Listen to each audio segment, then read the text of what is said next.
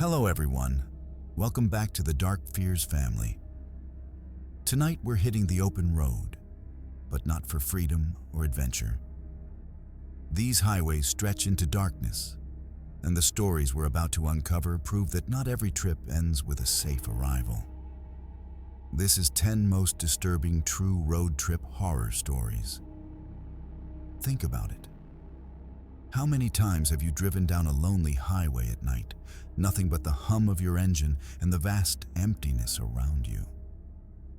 Have you ever felt like you weren't alone? Like headlights in the distance were following a little too closely? Or shadows beyond the tree line were keeping pace? Let me tell you about one driver who pulled over to rest on an abandoned stretch of Route 29. He awoke not to silence, but a soft tapping on his window. When he looked out, there was no one there. Just wet handprints smeared across the glass. He wasn't dreaming. He wasn't alone. So buckle up, Dark Fears family. And if you're new here, subscribe, hit the bell, and join us for the ride. Because once we start down these roads, there's no turning back.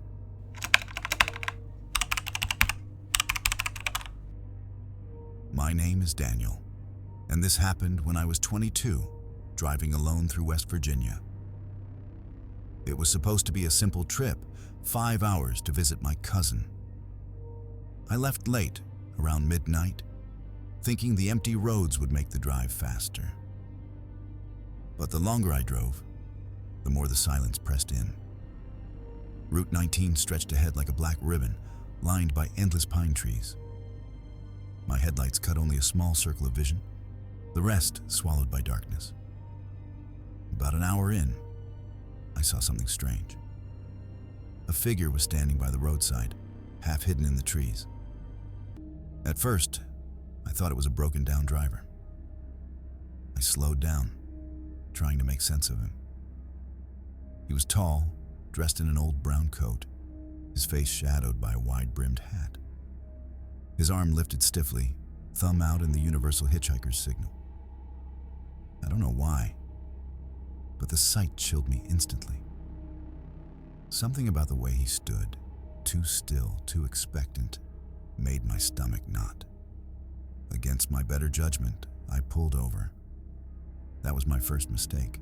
The man opened the passenger door slowly, as though he already knew I would stop for him. He climbed in without asking, his coat brushing against my arm. The smell hit me first. Damp earth mixed with something metallic, like rust or dried blood.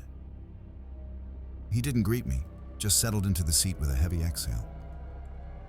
"Where you headed?" I asked, my voice sounding smaller than I wanted.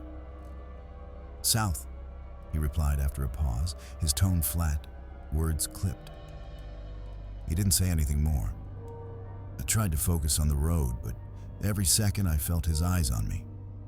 I risked a glance. His face was pale, almost gray in the glow of the dashboard. His eyes cold, glassy, didn't blink often. The hat shadowed much of his features, but his lips seemed cracked, like he hadn't had water in days. The silence stretched until the air inside the car felt suffocating. Then he whispered, so softly I almost missed it. "You shouldn't be out here at night."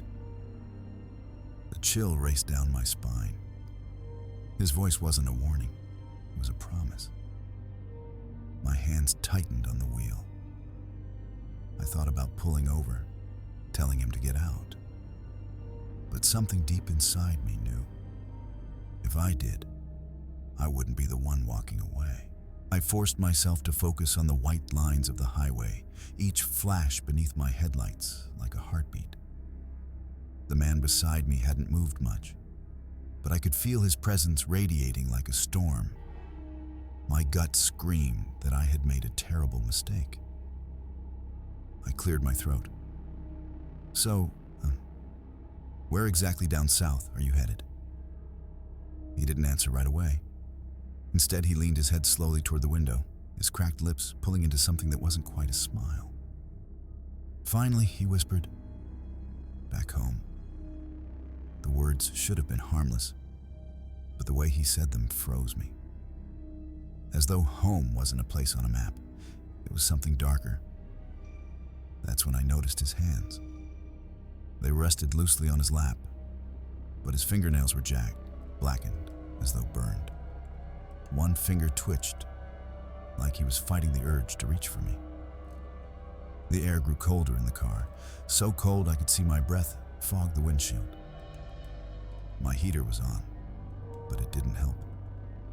I risked another glance, and I swear for just a moment, his reflection in the window didn't match his posture. The reflection was smiling at me. I almost slammed the brakes right there. I pressed harder on the gas, desperate to shorten the ride. The road stretched endlessly. No signs, no towns, just forest swallowing both sides. I tried to stay calm, but the silence from the man gnawed at me. Finally, I forced out, "So, what's your name?" He turned his head toward me, his pale face illuminated by passing beams of light. "You already know it," he said softly. I swear my blood went ice cold. He was wrong. There was no way. Yet something deep inside me twisted, like a memory I couldn't place. Like I did know him from somewhere I'd buried in my mind. The silence after that was unbearable. My car radio, which had been off, crackled suddenly. Static filled the air, sharp and grating. The man didn't flinch. He just murmured, "They're coming." I snapped my head toward him, heart pounding. "Who's coming?" His lips curled into the faintest grin. "You'll see." I gripped the wheel so hard my knuckles turned white. I wanted to throw him out, speed away, forget this ever happened. But my body felt paralyzed. It was as if the road itself demanded I keep driving. The static grew louder, then warped into faint whispers. I couldn't make out words, but they clawed at my mind. The hitchhiker leaned closer, his breath cold against my ear. "They don't like when you stray from the path." "What are you talking about?" I snapped, my voice cracking. He didn't answer. Instead, he reached into his coat pocket. My chest tightened, convinced he was about to pull out a weapon. But when his hand emerged, it held something worse. A small, rotting leather-bound journal. He placed it on the dashboard. The stench hit me instantly. The cover looked waterlogged, stained with something darker. My eyes caught faint scratches across it, etched deep. "Stay off Route 19. That was the exact road I was on. My breath came fast and shallow. "What the hell is this?" I demanded, pointing at the journal. The man's glassy eyes finally blinked. Slowly. Too slowly. "It's a record," he murmured, "of everyone who didn't listen." I forced myself to glance down. The journal had fallen open, and against all instinct, I skimmed a few entries. They were names, each followed by dates and scrawled words. "Car broke down, never found. Vanished near Hollow Creek, pulled off to sleep, didn't wake up." My pulse roared in my ears. "You're lying." His cracked lips stretched wider, that unnatural grin spreading across his face. "Am I?" I slammed the book shut and shoved it onto the floor, but the whispers didn't stop. In fact, they grew louder, like voices pressed against the glass outside, circling us. The forest seemed to lean in closer to the road. The hitchhiker tilted his head and said in a voice that didn't sound human, "We're almost there." The headlights illuminated a faded sign ahead, nearly swallowed by vines. Hollow Creek, 2 miles. I had never heard of it. My GPS showed only empty forest. Still, the hitchhiker's words echoed, "Vanished near Hollow Creek." "I'm not going there," I muttered, more to myself than him. I pressed the gas, planning to speed past whatever town or trap lay ahead. But the car disagreed. The engine sputtered, lights flickering. My stomach dropped as the dashboard lit up with warnings. Check engine, low fuel, even though I had filled up just an hour ago. The car slowed despite my foot slamming the pedal. The hitchhiker leaned back, folding his hands neatly on his lap, as though he'd been waiting for this moment. "You don't choose the road," he said calmly. "It chooses you." My headlights blinked once, twice, then cut out entirely. The car coasted to a stop in the suffocating darkness. I slammed the key in the ignition over and over, but the engine only groaned. The forest was silent now, too silent. No wind, no crickets, just the sound of my ragged breathing. Then came the tapping, slow, measured, on the passenger side window, but the hitchhiker was still sitting beside me. I froze, every muscle screaming not to look. But curiosity won. I turned my head just enough to see a pale, skeletal hand press against the glass from the outside. Another hand joined it, then another. Smudged handprints spread across the windows like something was trying to get in. The hitchhiker finally spoke again, his tone calm, almost soothing. "They've come for you," I shouted. "Who the hell are you?" He finally removed his hat, revealing a face that was barely human. Skin mottled with rot, eyes hollow sockets glowing faintly. "I'm the one who makes sure you join the list." Panic took control. I threw open the driver's side door and bolted into the forest. The air was so cold it burned my lungs. Branches whipped my face as I sprinted blindly through the trees. Behind me, I heard the car doors slam, though I hadn't touched them, and the hitchhiker's voice carried unnaturally far. "You can't outrun the road." I ran until my legs felt like fire. But every direction looked the same, endless trees, no moonlight breaking through. Just when I thought I'd gained distance, headlights flared to life ahead of me. It was my car. Parked neatly on the path, engine running, lights on. The hitchhiker was behind the wheel, smiling with teeth that were too sharp. I stumbled back, tripping over roots. The forest whispered my name, dozens of voices overlapping, calling me closer. I pressed my hands over my ears and screamed. But the last thing I remember before darkness swallowed me was the sound of my own car horn blaring. I woke up at dawn, lying in the driver's seat of my car on Route 19. The forest was quiet, the road empty. For a moment, I thought it had all been a nightmare. But when I sat up, my stomach dropped. The passenger seat was wet, the leather soaked as though someone had sat there dripping in the night. My windshield was smeared with faint handprints, too high and too many to belong to me. Then I saw it. The journal. It lay open on my lap. My hands shook as I turned to the last page. A new entry had been written in dark, fresh ink. Daniel survived for now. My heart hammered so loud, I thought it would explode. I hurled the book out the window and sped off, not daring to look back. I never take Route 19 anymore. But even now, years later, I wake some nights to faint tapping on my window. And I know, deep down, they're still waiting.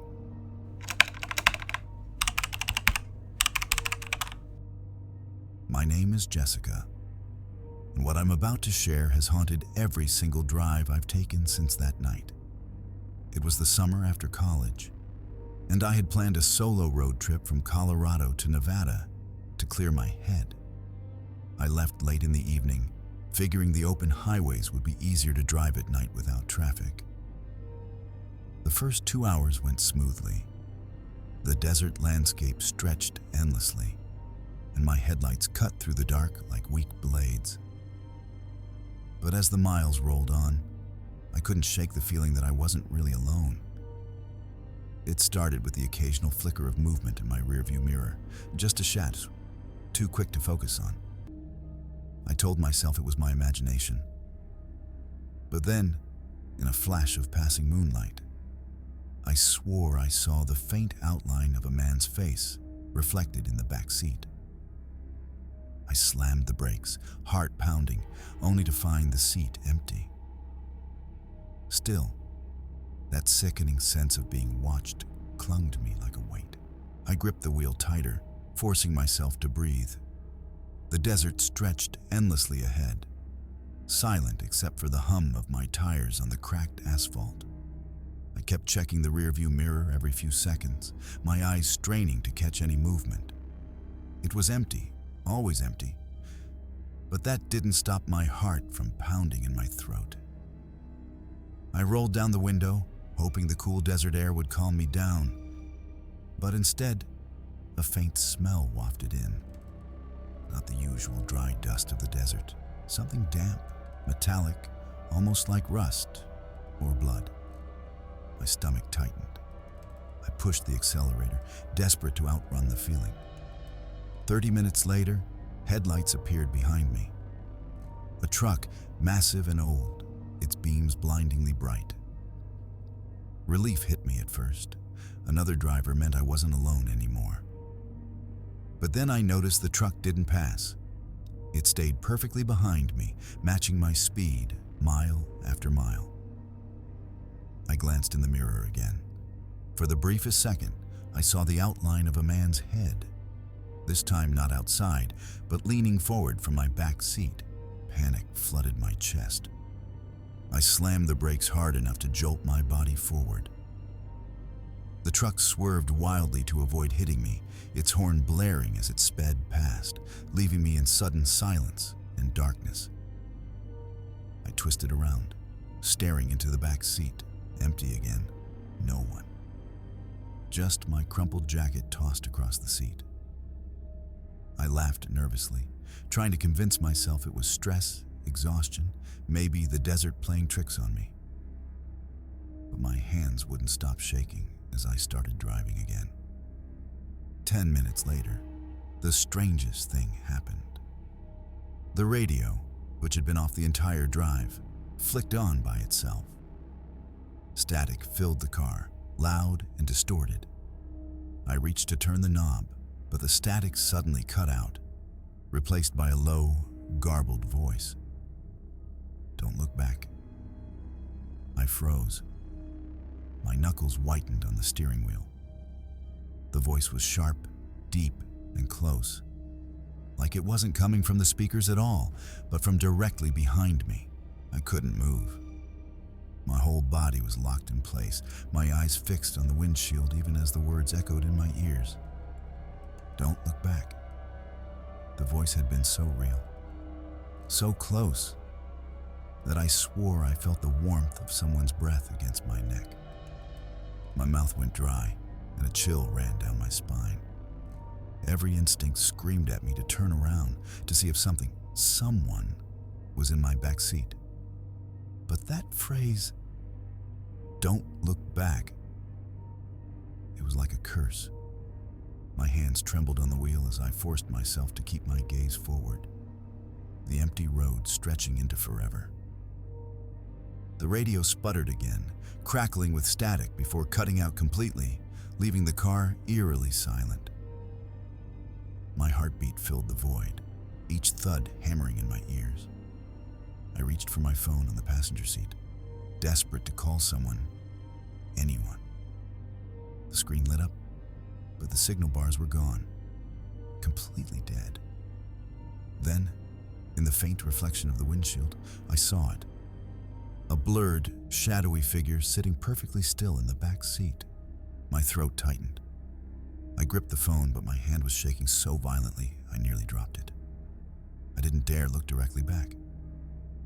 The figure stayed there, silent, perfectly still, like it was waiting for me to break the rule. I whispered to myself, "This isn't real. You're tired, you're imagining it." But the smell, that metallic, suffocating smell, grew stronger. filling the car like it was seeping out of the figure itself. I gagged, pulling my shirt over my nose as tears stung my eyes. Suddenly, the air turned icy. The windows fogged, and my breath came out in visible puffs. The desert outside was scorching even at night, but inside my car it felt like a freezer. My teeth started to chatter as I pressed the accelerator harder, trying to outrun the impossible. Then came the sound. Slow, deliberate breathing. Deep inhales, shallow exhales. Not mine. Not human. It was coming from directly behind me, steady and heavy, filling the silence with dread. I couldn't take it anymore. My survival instinct screamed louder than the warning. With trembling hands, I jerked the rearview mirror down. Empty. The seat was vacant. No shadow, no movement. Nothing but my jacket crumpled in the corner. I let out a shaky laugh, half relief, half madness. I'd been scaring myself. Sleep deprivation, paranoia, that had to be it. But as I adjusted the mirror back up, my blood froze. The jacket in the back seat was no longer on the right side where I had tossed it earlier. It was on the left now, folded neatly, as if someone had placed it there with care. Before I could process it, a whisper brushed against my ear. "You shouldn't have looked." My scream tore through the silence as my headlights flickered, plunging the road into darkness for a split second. When they came back on, a figure stood directly. My instincts screamed at me to swerve, to slam the brakes, anything to avoid hitting the figure. But my body wouldn't move fast enough. Fear had locked me in place. The shadow grew larger in my headlights until, just as I braced for impact, it vanished.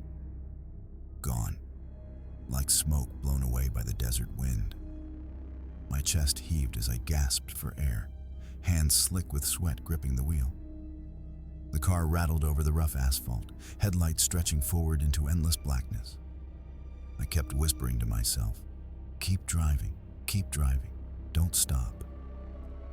But then the rearview mirror tilted on its own. I didn't touch it. My eyes, against my will, followed the movement. The mirror angled down, showing me the back seat. He was there.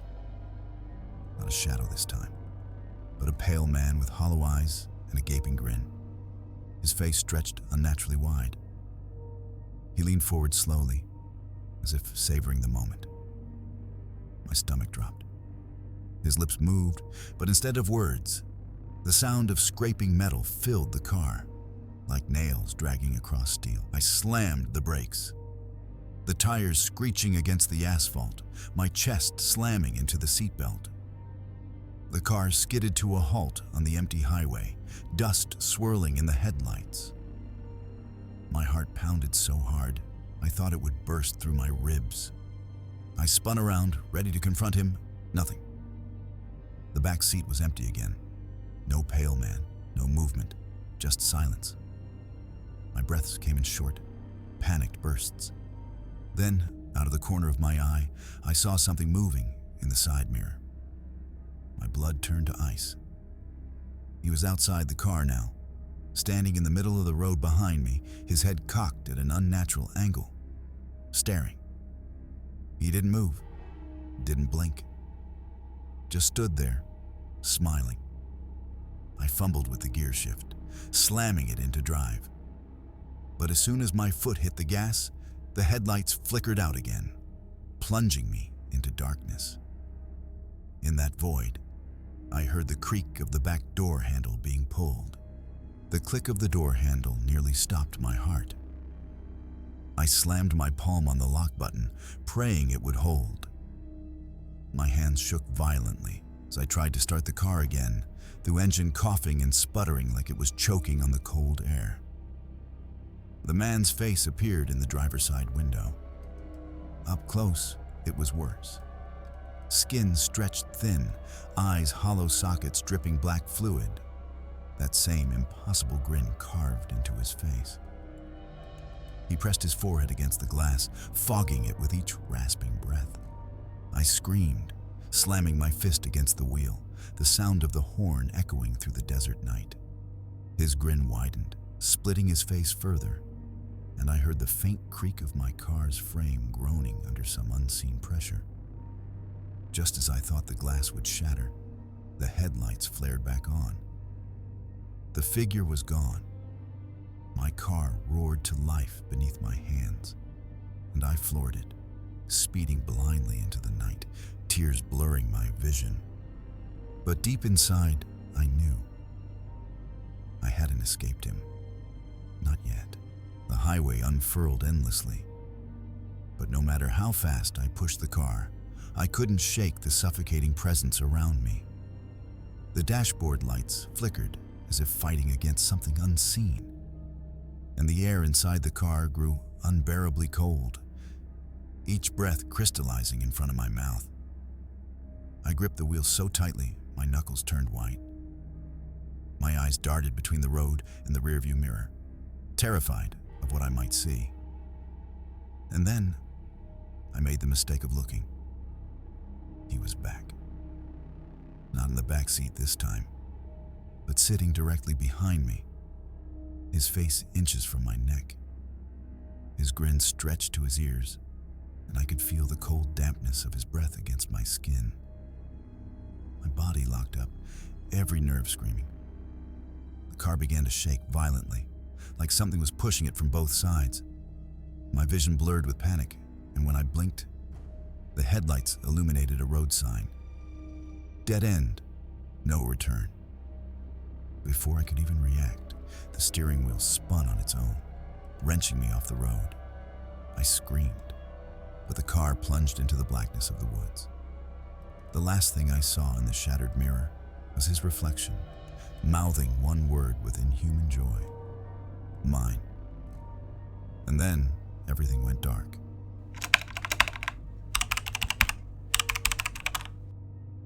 My name is Ethan Rowe, and this happened in the summer of 2017. I was driving across the country, hauling furniture for a moving company that didn't pay me nearly enough for the hours I worked. It was one of those endless stretches of highway in the Midwest. Flat fields on both sides, not a soul in sight. The kind of silence that feels unnatural. It was close to midnight when I spotted him. A man stood at the side of the road, his thumb lazily pointed upward. He wore a faded gray hoodie, the hood pulled tight even in the heat, and a pair of torn jeans that looked soaked at the knees. I don't normally stop for hitchhikers. Too many horror stories, too much risk. But something about this man made me slow down. Maybe it was the way he didn't move as my headlights washed over him. He just stood there, completely still, head tilted slightly toward me. I rolled down my window and shouted, "Where are you headed?" He didn't answer, he just smiled. A wide, stretched grin that seemed too big for his face. Something inside me screamed not to stop. My gut twisted, my hands gripping the steering wheel tighter. But the highway was so empty, and the man just stood there, unblinking, that smile carved into his face like it had been painted on. Against my better judgment, I eased the truck onto the shoulder and leaned across the passenger seat. "Hop in," I muttered, instantly regretting it. The hitchhiker slid into the seat without a word. His movements were slow, deliberate, almost like he was savoring every second. The moment the door clicked shut, the smell hit me. Damp earth, rot, and something metallic, like blood that had been left too long in the air. He didn't look at me right away. Instead, he stared out the windshield, smiling. His hoodie sagged, and I noticed a dark stain spreading across the fabric near his stomach. Finally, his head turned toward me. "You drive long hours?" His voice was gravelly, almost playful, but beneath it was a strange weight, like each word carried something rotten. I forced a laugh. "Yeah, pays the bills," He leaned closer, that smile stretching even wider. Not all bills can be paid. The road ahead stretched endlessly, black asphalt swallowed by the night. I tried to focus on the white lines, but I couldn't ignore the presence beside me. He sat unnaturally still, hands folded neatly in his lap, smile unbroken. Every so often he hummed, a low, tuneless sound that vibrated through the cab like a swarm of insects crawling under my skin. I cracked the window to get some fresh air. "So, where you headed?" He chuckled softly, shaking his head. "Forward." Not north, not south, not a town or a city, just forward. I nodded awkwardly, knuckles whitening around the wheel. My phone buzzed in the cup holder, making me jump. I glanced at the screen. No caller ID. I let it ring, but out of the corner of my eye, I caught him shifting slightly. His smile hadn't changed, but his eyes had. They weren't looking at the road anymore. They were locked on me. The phone stopped ringing. The silence returned. And then, in that same gravelly voice, he whispered, "They always call before it happens." I gripped the wheel tighter, pretending his words hadn't just gutted me. "What happens?" I asked, keeping my voice even. The hitchhiker tilted his head, that smile widening just enough to show teeth, yellowed and uneven. "You'll see." My stomach churned. The humming started again, louder this time. It filled the cab, drowning out the engine. I reached for the radio just to break the tension, but the moment I touched the dial, static exploded from the speakers. A woman's voice pierced through, faint but desperate, like she was screaming underwater. "Don't stop, don't stop, don't stop." I killed the radio, heart hammering. Silence, except for his humming. I risked a glance at him. He hadn't moved, hadn't stopped smiling. The highway stretched into infinity, but the mile markers weren't changing. I could have sworn we'd passed 47 twice already. He leaned closer, breath hot against my ear. "You shouldn't have stopped." Every instinct screamed at me to pull over, throw him out, and drive away. But my body betrayed me. My foot pressed harder on the gas instead, like something was forcing me forward. "Where are you from?" I managed to ask. The hitchhiker finally turned his whole body to face me. His hoodie shifted, and the stain on his stomach glistened wet under the dim light. He whispered one word. "Nowhere." I felt a chill seep into my bones. My vision blurred at the edges, the road bending unnaturally, like it was folding in on itself.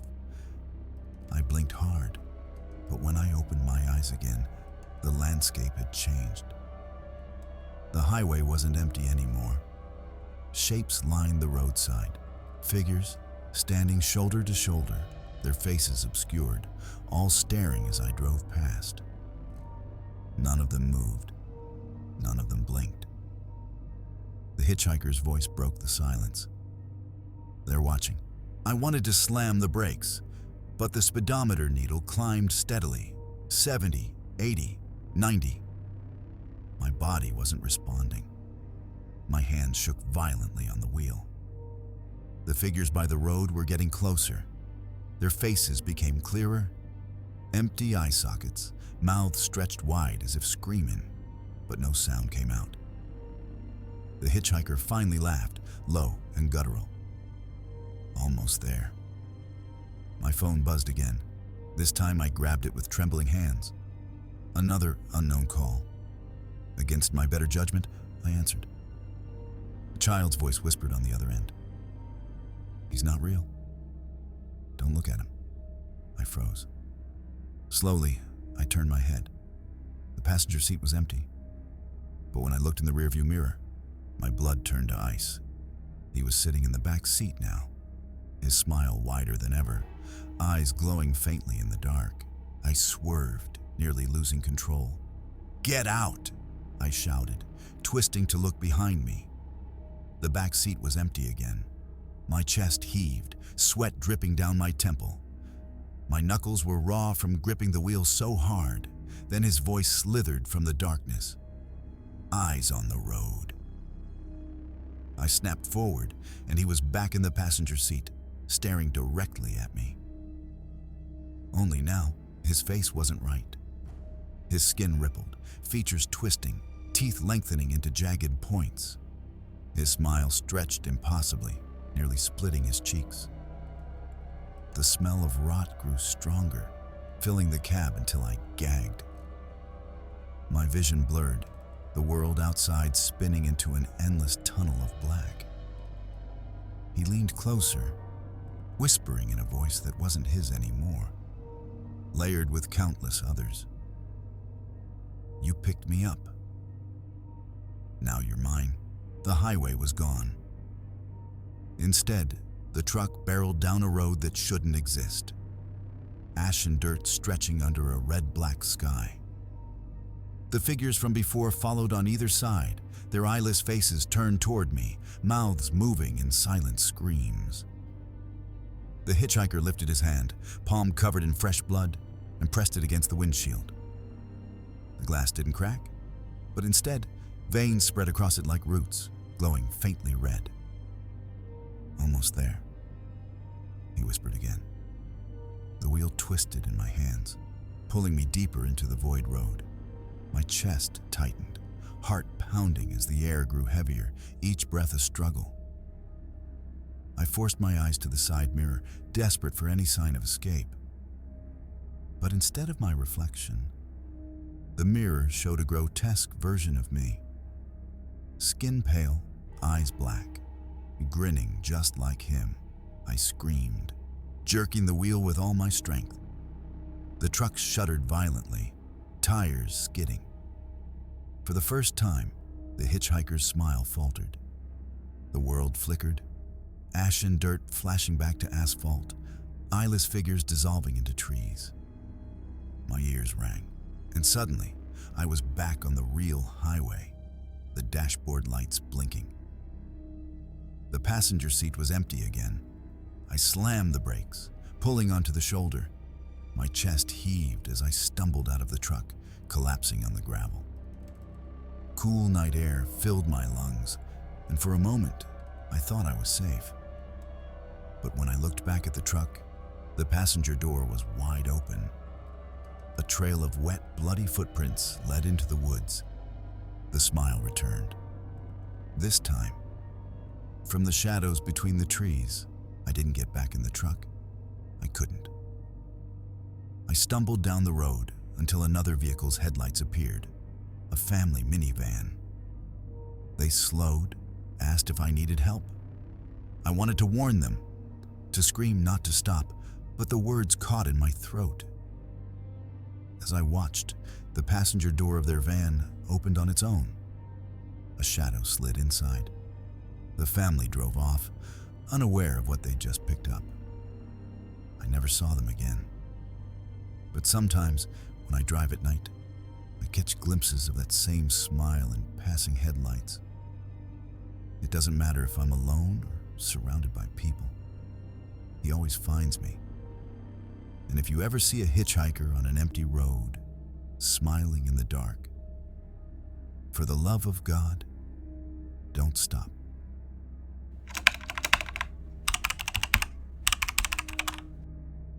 My name is Kevin, and I've been a long-haul trucker for nearly 20 years.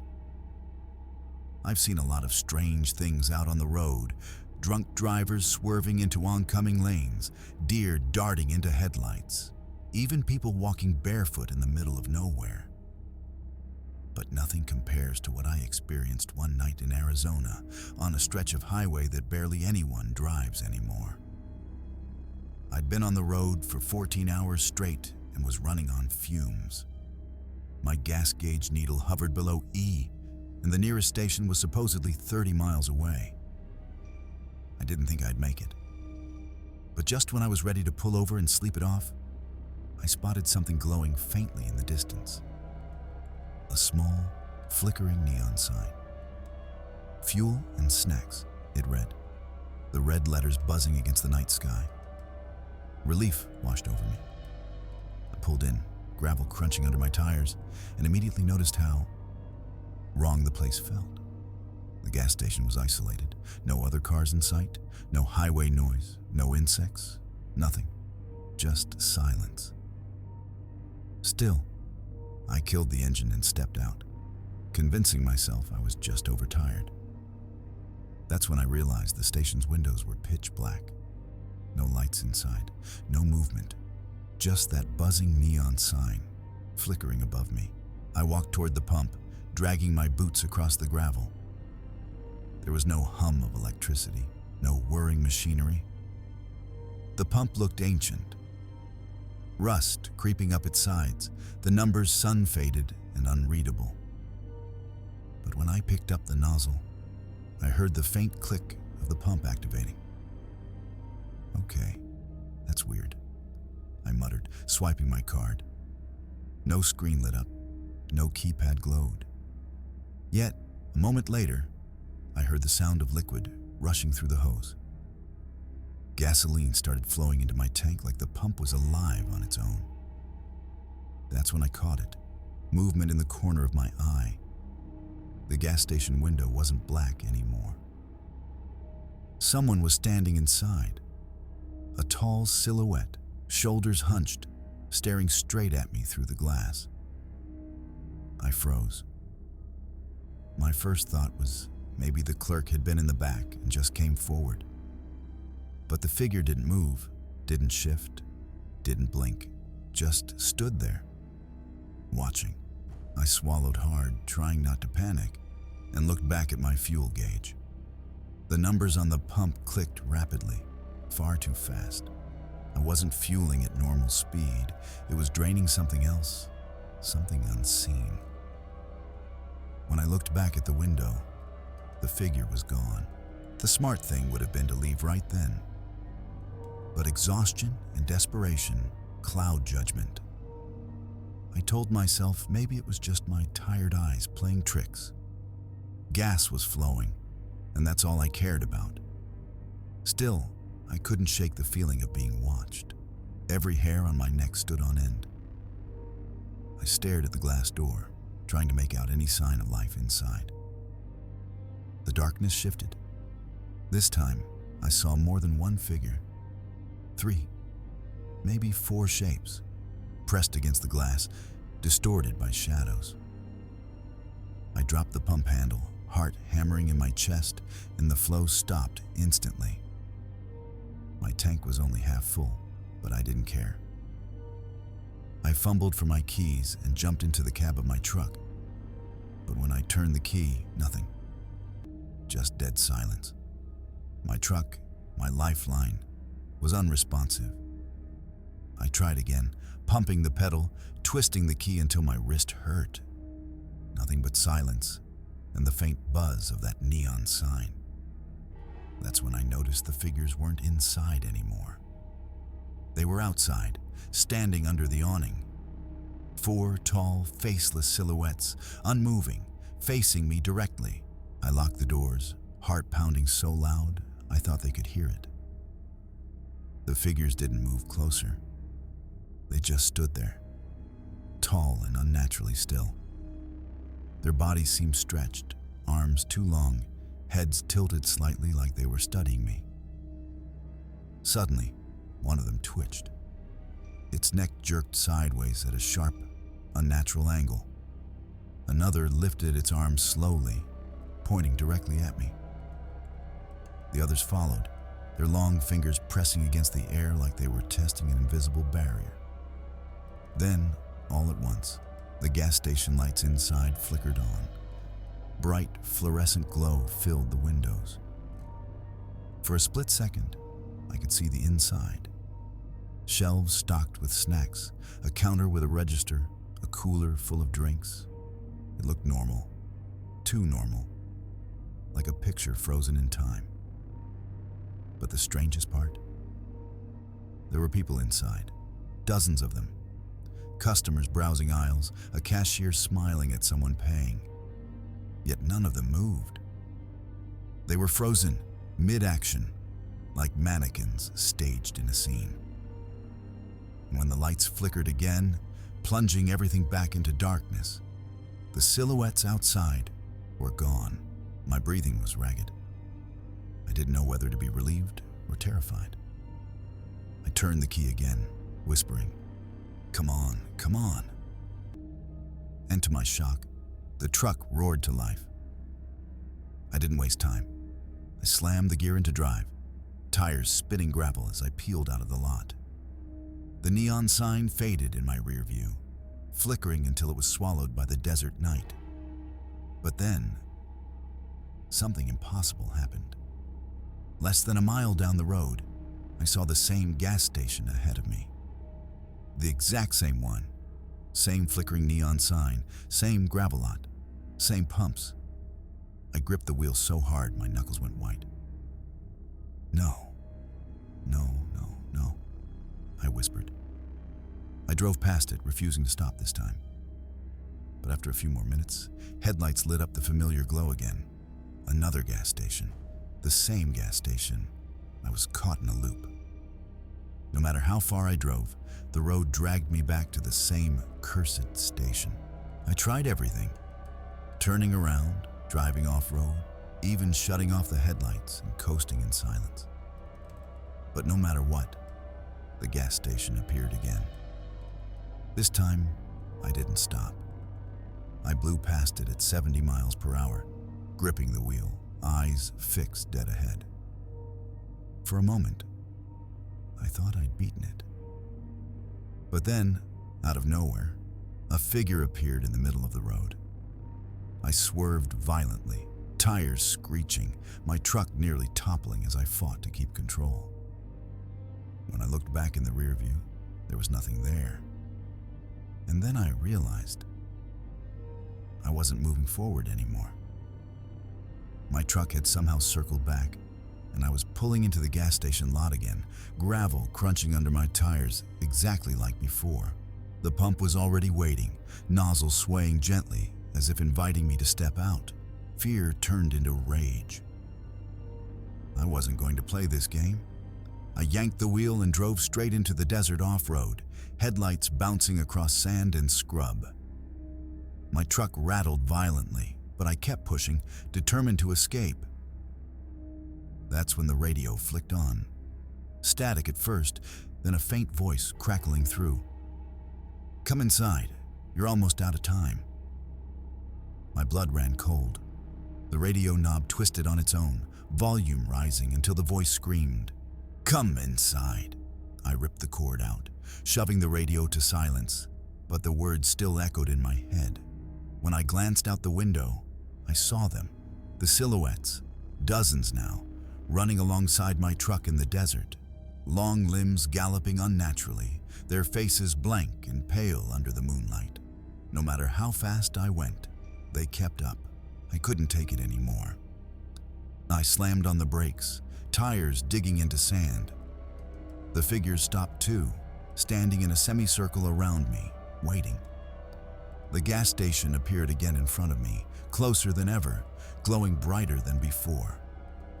Its door was open now, spilling yellow light into the desert. Inside, I could see the frozen people again, but they weren't frozen anymore. One by one, their heads turned toward me. Dozens of eyes locked onto mine. And then, in eerie unison, they all raised their hands and pointed at me. The silhouettes outside stepped aside, forming a path toward the open door. My body shivered violently. My brain screamed at me to run, but my legs refused to move. Something about that door was pulling me in. I staggered out of the truck, my feet dragging forward against my will. The silhouettes parted silently as I walked past them, my eyes locked on the open doorway. The moment I stepped inside, everything changed. The station was alive again. Bright lights, humming coolers, people walking around, laughter, conversations. It looked normal. Too normal. But as I stood there, I noticed something horrifying. Every single person inside had my face, my smile, my laugh, my eyes. They were all me. The cashier, another version of me, smiled warmly and said, "Welcome back, Kevin. You finally made it." Before I could scream, they all turned in unison and began walking toward me. I stumbled backward, tripping over a shelf of snacks. My doubles surrounded me, hundreds of versions of myself staring down with lifeless grins. I screamed, clawing for the door. But when I turned to run outside, the door was gone. Only walls. The neon buzzed overhead, louder and louder, until it became a deafening roar.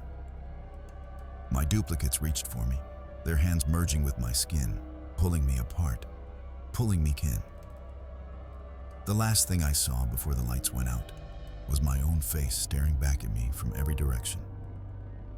When I woke, I was standing at the pump again, nozzle in hand, fuel flowing into my truck. The station looked empty, silent, normal. But when I looked at my reflection in the truck window, it wasn't my face staring back, it was theirs.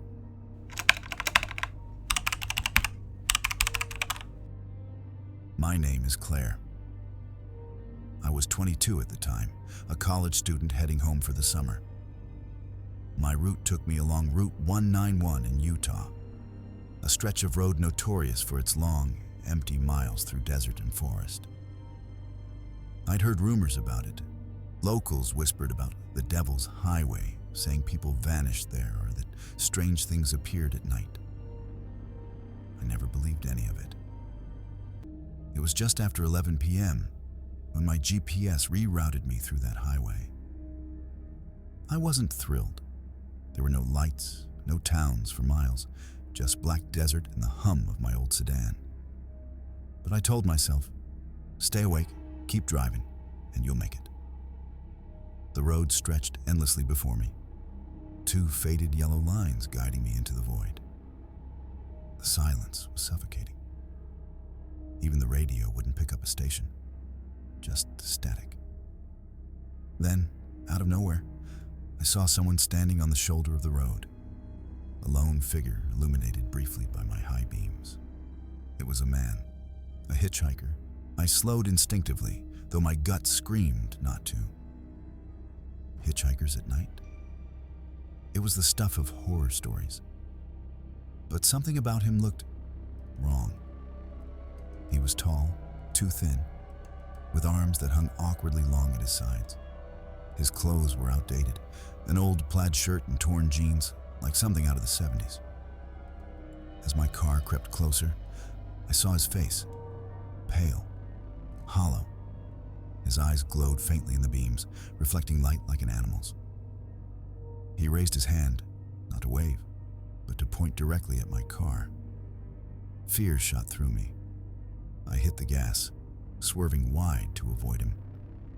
My tires kicked gravel as I sped past. But when I glanced in the rearview mirror, he was gone. The road behind me was empty. I tried to shake it off. "You're just tired," I whispered to myself. You imagined it. But a few miles later, my headlights illuminated him again. Same man, same pose, standing on the side of the road, pointing at me. This time, I didn't slow down. I flew past him, heart pounding, refusing to look back. But deep down, I knew something was terribly wrong. How could he be ahead of me when I'd already passed him? The third time I saw him, I nearly screamed. He wasn't on the shoulder anymore. He was standing in the middle of the road, directly in my lane. I swerved violently, my car fishtailing, tires screeching against asphalt. When I came to a stop, gasping for breath, the road ahead was empty again. The silence in the car was unbearable. I turned the radio dial again, desperate for noise, but all I got was static. Then, through the static, a faint whisper, "Stop the car." I froze. My hands trembled on the steering wheel. The voice wasn't mine. It wasn't even coming from the speakers. It was inside the static itself, breaking through the noise. "Stop! The car!" I slammed the radio off and pressed the pedal hard. My engine roared, but my headlights began to flicker. The road stretched endlessly, but no matter how far I drove, I couldn't shake the feeling that someone was sitting in the back seat. I didn't want to look, but my rearview mirror tilted on its own. And there he was, the hitchhiker, sitting in the back seat. I screamed and nearly lost control of the wheel. In the mirror, the hitchhiker's head was tilted unnaturally, like his neck was too weak to hold it up. His eyes glowed faintly, mouth hanging open as though he was trying to form words but couldn't. I swerved the car violently to the side of the road and slammed the brakes. My body jolted forward, heart hammering. When I spun around to confront him, the back seat was empty. My breathing was ragged. Sweat drenched my palms. I forced myself back onto the highway, whispering prayers I hadn't said in years.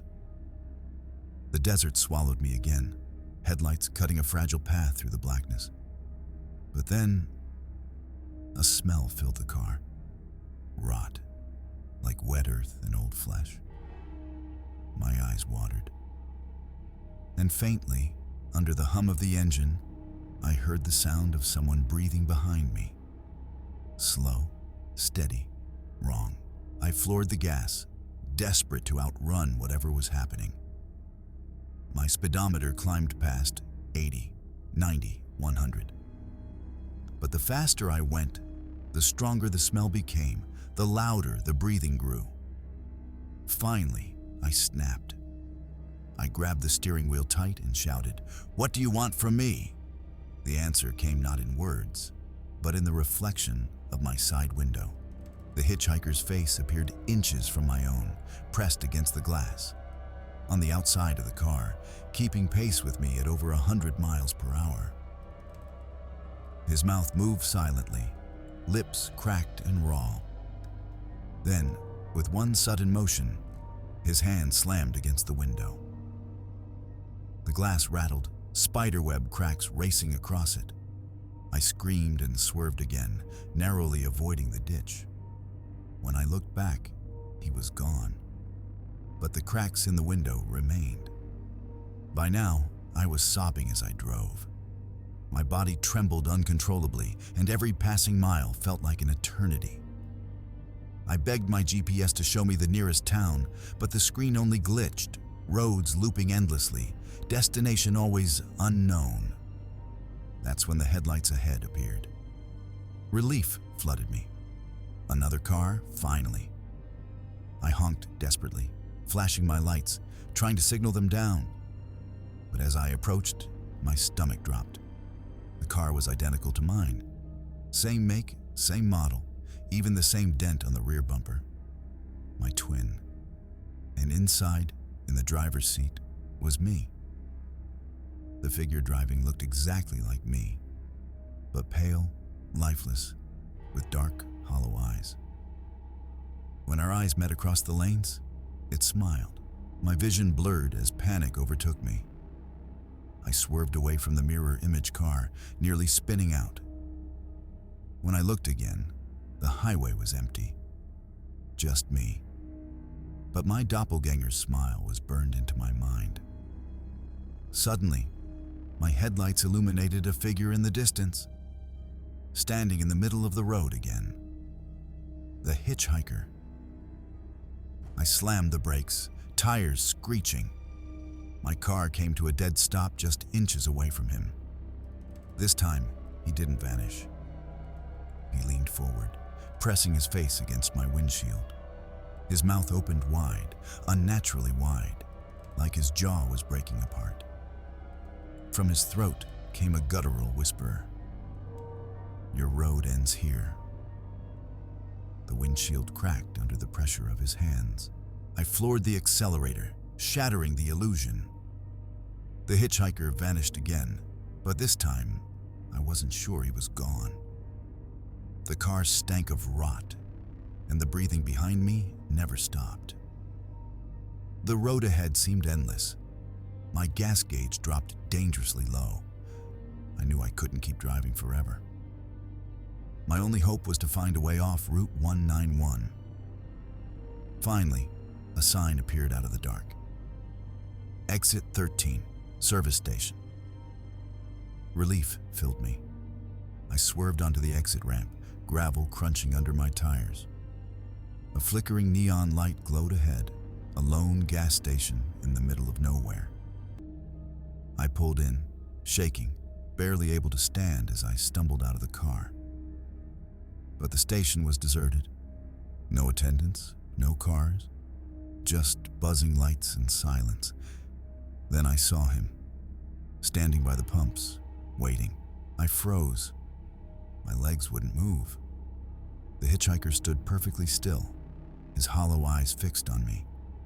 Slowly, he raised his hand again, pointing directly at my car. My cracked windshield, my back seat, my ruined escape. I turned to run, but the ground beneath me seemed to stretch, the gas station growing further away the faster I moved. The buzzing lights dimmed, and the night swallowed everything. When I looked back, my car headlights were still on, and in the driver's seat was me. The hitchhiker climbed into the passenger side, his long limbs folding awkwardly. Together, the two of them, my double and him, drove away into the night, leaving me behind in the desert, alone. That was the last thing I remember before everything went black. And to this day, whenever I drive alone at night, I check the back seat, because I know he's still out there, waiting for another road, another driver, another soul to claim.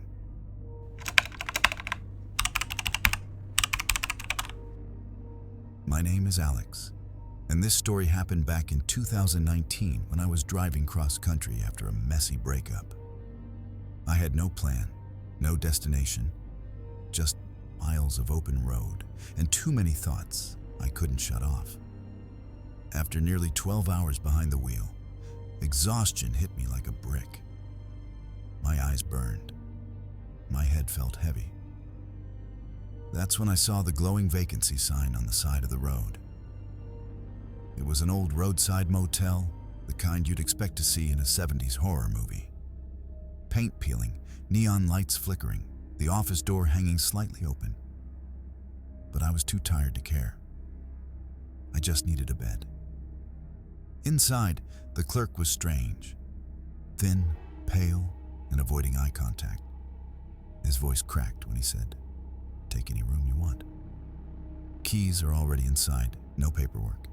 No questions, just that." I grabbed my bag and walked along the row of rooms. Numbers painted on doors, 7, 8, 9, then a blank one. The door with no number. For reasons I can't explain, that was the one I opened. The air inside the room was stale, like it hadn't been opened in years. The carpet smelled faintly of mildew, and the wallpaper was faded, curling at the edges. There was nothing unusual. Just a bed, a chair, a nightstand, and a small bathroom. Still, something about the silence felt wrong. It wasn't the kind of silence you get in a quiet place. It was thicker, heavier, like the room itself was holding its breath. I tossed my bag on the bed and noticed something strange. No phone, no clock, no TV, just bare walls. Even the Bible that every motel seems to have was missing from the nightstand drawer. The more I looked around, the more it felt less like a motel room and more like a holding cell. I tried to brush it off. I told myself I was just tired, my mind exaggerating things. I took a quick shower, the water lukewarm and metallic tasting, then laid down on the bed. The springs groaned under my weight. I closed my eyes and tried to let sleep take me. That's when I heard it, a faint tap, tap, tap, coming from inside the walls. At first, I thought it might be pipes. Old motels always had noisy plumbing, but the sound was too deliberate, Tap, tap, slow, steady, rhythmic, almost like someone was trying to get my attention. I sat up in bed, heart pounding, staring at the wall. The sound stopped immediately. Silence filled the room again, thick and suffocating. I waited, holding my breath. For a moment, I thought I'd imagined it. Then, scratch. A dragging sound, like fingernails scraping wood, came from inside the wall behind the headboard. I froze. My first instinct was to run, grab my keys, and leave. But I couldn't move.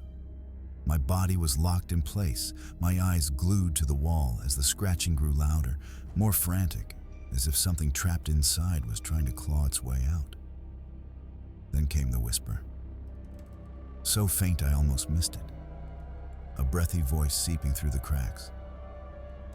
"I see you." The words chilled my blood.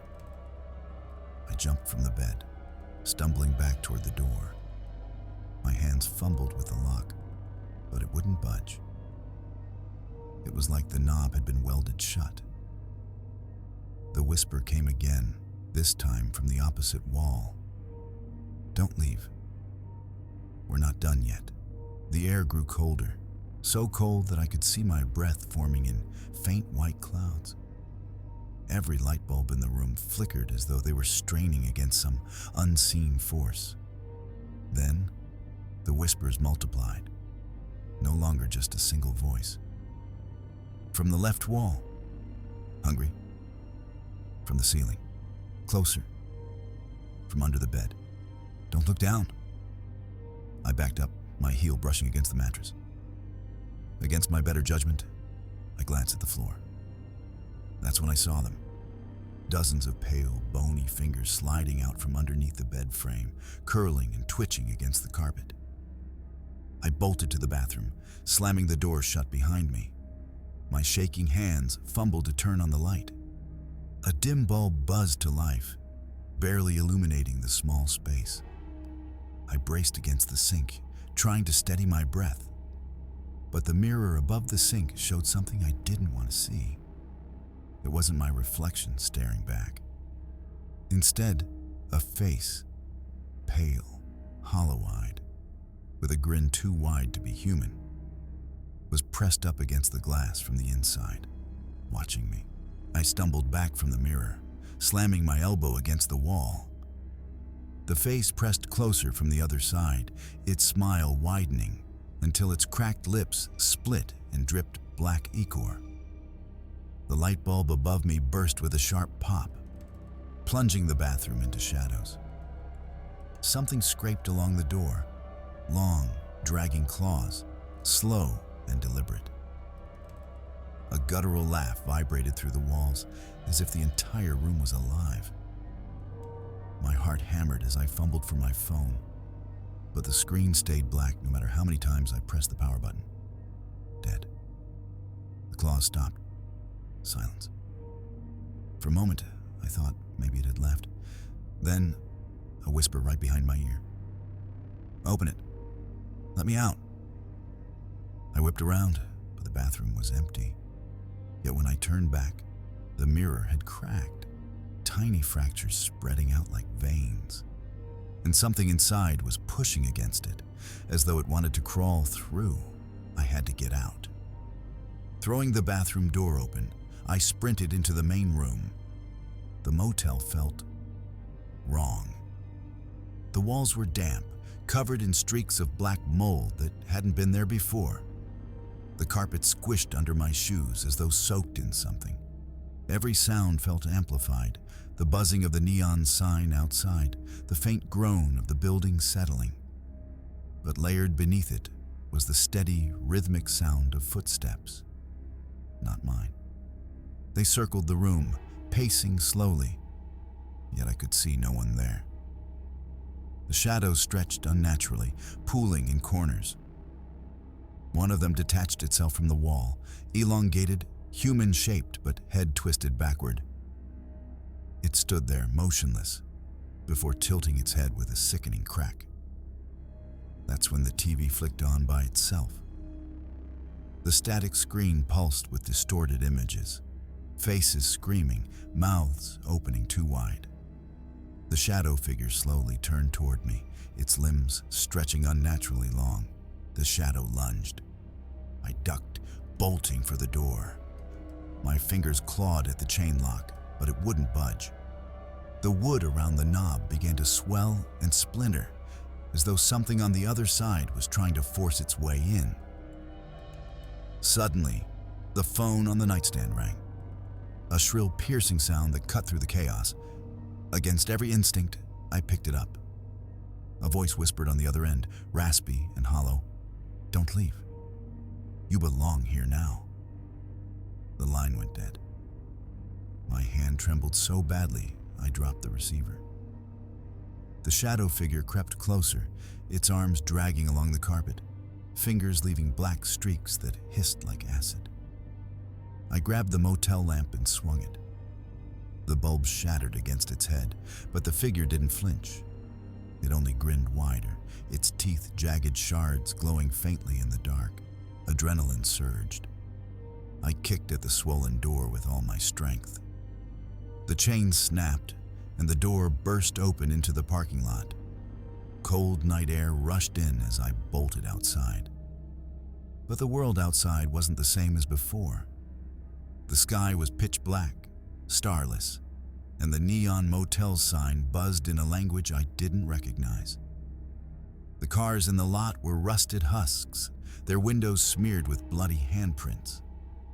I sprinted toward the road, but it stretched on endlessly in both directions, an infinite strip of cracked asphalt disappearing into the void.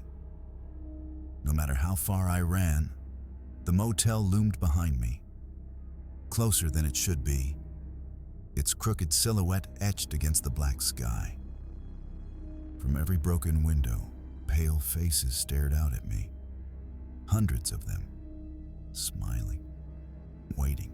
My chest burned as I slowed, gasping for breath. The air was thick, almost liquid, and it clawed at my lungs. Then I heard it, the low rumble of an engine. Relief surged through me as headlights appeared in the distance. I waved frantically, screaming for help. A truck slowed, pulling up beside me. The driver leaned out, face obscured by shadows. "You look lost," he rasped. Something felt wrong. His eyes glowed faintly in the dark, reflecting the headlights like an animal's. He grinned, too wide, too familiar. My stomach dropped. It was the same smile I'd seen in the mirror. Before I could move, the truck door creaked open, and I saw the passenger seat.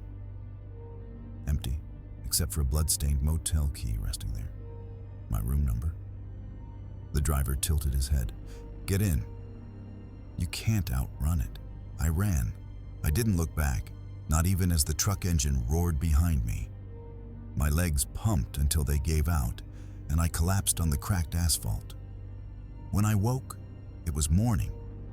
Cars sped by, horns blaring. I was lying on the side of a busy highway, dirt on my clothes, cuts on my hands. The motel was gone. But when I checked my pocket, my blood ran cold. The motel key was there, heavy, cold, my room number etched deep into the brass tag. That night, when I tried to sleep in my own bed, I heard it again. The faint whisper, curling through the dark, "Welcome back." And I swear, when I looked in the mirror, my reflection was smiling.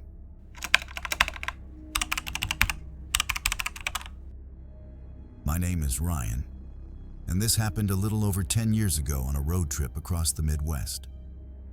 I was 21, broke, and driving a beat-up Ford with more duct tape than paint. My plan was simple: get to California, crash on a friend's couch, and start over. But somewhere outside of Nebraska, along an empty stretch of two-lane highway, I picked up a hitchhiker that turned the trip into something I'll never forget. The night was heavy with fog, my headlights cutting only a shallow path. That's when I saw him, a man standing by the roadside, thumb raised, duffel bag slung over his shoulder. His face was hidden under a hood, but what unnerved me was how still he stood. Most hitchhikers wave, pace, do something. This man didn't move at all, like he'd been carved from the mist itself. Against every instinct, I slowed and rolled down the passenger window. He leaned in, and I'll never forget his voice. Low, flat, almost rehearsed. Going west? He climbed into the passenger seat without waiting for an answer. The air seemed to drop 10 degrees the moment he shut the door. He placed his duffel bag between his feet and folded his hands neatly in his lap, never looking at me. I tried to break the silence. "Where you headed?" "Far," he muttered. His voice scraped like gravel, and for some reason, it sent a shiver down my spine. We drove in silence for miles. Every so often, I'd glance at him. His hood shadowed most of his face, but I caught glimpses of pale skin stretched tight over bone. His fingernails were long, sharp, almost claw-like. At one point, I noticed something that made my stomach drop. His duffel bag twitched, like something inside it was moving. I swallowed hard and focused on the road, trying to convince myself it was my imagination. But then, he finally turned his head toward me.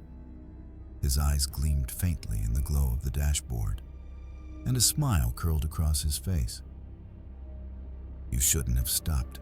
The road stretched endlessly ahead, broken only by the occasional reflective road sign gleaming back at us. My knuckles whitened around the steering wheel. I couldn't shake his words. "You shouldn't have stopped." It wasn't a joke, not even a warning. It sounded like a statement of fact, a death sentence casually dropped into the night. I tried to laugh it off, forcing some bravado. "Well, lucky for you I did. Otherwise, you'd still be out there freezing." His smile widened, revealing teeth too sharp, too uneven to belong in a normal mouth. "I don't get cold," he whispered. That duffel bag twitched again, harder this time, thumping against the floor mat. I nearly swerved. He reached down slowly, placed a pale hand on it, and the movement stopped instantly, like whatever was inside obeyed him. I thought about pulling over, ordering him out, but we were surrounded by nothing but fog and empty farmland. And when I glanced at him again, his face had shifted. His eyes were sunk deeper, and his grin seemed to cut further across his cheeks than before. Desperate to distract myself, I switched on the radio. Static crackled, then bled into faint whispers. No music, no DJ chatter, just hushed voices murmuring in a language I didn't understand. "Turn it off," he said sharply. His voice no longer sounded gravelly. It vibrated, doubled, like two voices overlapping. I killed the radio instantly. The silence that followed was worse than the static. Finally, I worked up the courage. "What's in the bag?" He leaned closer, his hood brushing the headrest. I could smell him now, a sickly sweet rot, like spoiled fruit. "Something I've been carrying a very long time." The bag jerked again. This time, I heard it. A faint, muffled moan like someone gagged and bound inside. My heart stopped. I pulled the car over, tires crunching gravel at the roadside. My breathing turned ragged. "Get out," I demanded, my voice cracking. For a moment, he didn't move. Then slowly, he turned his head toward me, and his hood slipped back, revealing a face that wasn't a face at all. His skin was paper-thin, almost translucent, veins pulsing beneath. His eyes were pits, dark and endless, reflecting nothing. And that grin, wide, stretched, as though someone had cut too far into the corners of his mouth and forgotten to stitch it shut. "You don't want me out there," he said calmly. "Not when it's so much safer in here." The way he said safer made my blood run cold. Safer for me, or safer for whatever he was keeping in the bag? I fumbled for the door handle, ready to throw myself into the night if I had to. But when I looked back, the handle wasn't there. The car door was smooth, seamless, as if molded from one piece of metal. Panic clawed through me. My car wasn't my car anymore. The hitchhiker placed his long, claw-like fingers on the dashboard. The plastic hissed and warped under his touch, melting slightly. "You picked me up?" he said. "Now you drive." The fog outside thickened until the world vanished. No stars, no road lines, no signs. Just an endless gray void swallowing us whole. My headlights lit nothing, as though the car wasn't even moving. The hitchhiker finally unzipped the duffel bag. The smell of rot and blood filled the cabin. Inside, I glimpsed something writhing, a body or the pieces of one, shifting like they were still alive. I gagged, gripping the wheel tighter. "What the hell are you?" He tilted his head, studying me with those pit eyes. "I've been called a passenger." A shadow. A hunger. His grin deepened. "But really, I'm just a part of the road itself." "You gave me a ride, Ryan." "That means you don't get to stop." The bag jolted violently, and a pale hand shot out from it, clawing the air. The hitchhiker shoved it back inside with unnatural strength, zipping it almost all the way. He never broke eye contact with me as he did it. I slammed my foot on the brakes. The car skidded violently, tires screaming, but we didn't slow down. The world outside didn't shift. It was still just fog, as if the road stretched into infinity. The hitchhiker laughed, and the sound was wrong. Not a human laugh. It was layered, echoing, like a chorus of voices spilling from a single throat. "Why fight it?" he asked. "You've already left the world behind." I screamed at him, demanded to be let out, begged him, cursed him. He didn't react, just stared at me with that frozen grin. Then suddenly, he pressed a finger to the windshield. The glass rippled like water. Shapes swam within it, faces, hundreds of them, screaming silently. Men, women, children, all trapped just beyond the glass, as though the highway had swallowed them too. "You're not the first driver," he whispered. "And you won't be the last." My sanity cracked. I tried to wrench the wheel left, right, anything to escape. But the car ignored me, gliding forward on its own. The speedometer spun wildly, climbing past numbers that didn't exist. The duffel bag began to unzip on its own. This time, I saw clearly what was inside. It wasn't a person, it was dozens. Faces stitched together into one writhing, moaning mass, limbs fused and tangled like melted wax. Their mouths opened in unison, screaming without sound. I lost control, retching, bile burning my throat. The hitchhiker reached into the bag and stroked the thing inside gently, like a pet. "They all picked me up too," he said. "I like to keep them close." I begged again. "Please, let me go."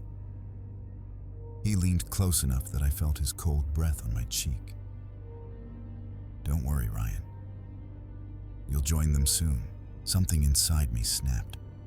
I screamed and lunged for the bag, grabbing it with both hands and heaving it toward the windshield. The glass shattered outward in an explosion of screams, faces pouring into the night fog. The hitchhiker shrieked, his voice finally breaking its calm veneer. The car swerved violently. For the first time, the fog outside cracked open, revealing the real world. Headlights of oncoming cars, the solid line of asphalt, the black outline of trees. I was back. But the hitchhiker was still there, clutching my arm with inhuman strength. His face twisted, stretching into something monstrous. "You can't leave me," he hissed. I kicked wildly, one foot connecting with his chest, shoving him backward. He tumbled out the shattered windshield into the night. The car spun out of control. When I woke, I was lying in the grass beside my totaled car. The road was quiet, dawn breaking in pale streaks of pink and gray. Emergency responders arrived soon after, telling me I'd been lucky to survive the wreck. But as they pulled me up, I noticed something. My passenger seat was empty, yet wet, dark stains spread across the fabric. The duffel bag was gone. One of the paramedics patted my shoulder. "Don't worry, son. The roads can be cruel, but you're safe now." His voice froze me. Gravelly, low, too familiar. I looked up into his face and saw the same grin, stretched too wide. I don't drive at night anymore, and I never, ever stop for hitchhikers.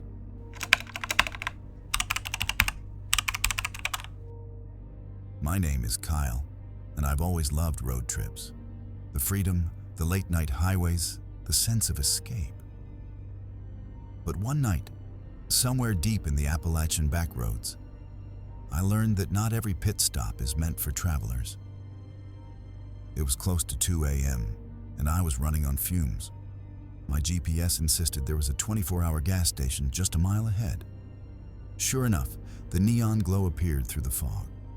A faded sign reading, "Grayson's Fuel and Mart." Relief washed over me. But as I pulled in, something felt wrong. The pumps were ancient, their paint flaking, hoses stiff with age. The convenience store's windows were coated in grime, the flickering fluorescent light inside buzzing like a dying insect. Still, I needed gas. I stepped out, the chill air biting harder than it should have in early fall. That's when I realized, though the neon sign glowed and the lights flickered inside, the entire lot was silent. No cars, no clerk, no hum of refrigeration units. Just me. I slid my card into the pump, praying it worked. The screen blinked once, twice, then displayed a message that made my stomach twist. "Welcome back, Kyle." I froze, staring at the pump's screen. My name wasn't on my card. There was no reason it should know who I was. I yanked the card free, heart pounding, and glanced around the lot. The fog pressed against the glow of the neon sign, and the silence deepened, thick and unnatural. I told myself maybe it was some glitch. Maybe someone had programmed the pump with a weird prank. But the longer I stood there, the more I felt watched. The store's sliding glass door was cracked open, swaying slightly with the night breeze. Beyond it, I could see aisles of dusty shelves, and at the far end, the outline of a counter with an old register. A faint buzzing light above the door blinked irregularly, almost like it was signaling me to come inside. I took a hesitant step toward the entrance. The air smelled of rust, mold, and something faintly metallic, like dried blood. My shoes crunched over broken glass scattered near the door. As I entered, the automatic bell chimed overhead. It should have been comforting. Instead, the sound was hollow, distorted, dragging longer than it should. From the back of the store, I heard movement. The sound was subtle, like something dragging across the floor. My chest tightened as I squinted down the aisle. The shelves were coated in dust. Some collapsed onto themselves, cans and boxes long expired. But what chilled me wasn't the decay. It was the clear outline of footprints in the dust, fresh and leading deeper inside. I called out, my voice trembling, "Hello? Anyone here?" No answer. Just that faint dragging, now closer. My instinct screamed at me to leave, but my legs felt heavy, locked by a mix of fear and curiosity. I followed the footprints toward the back, my ears straining against the silence.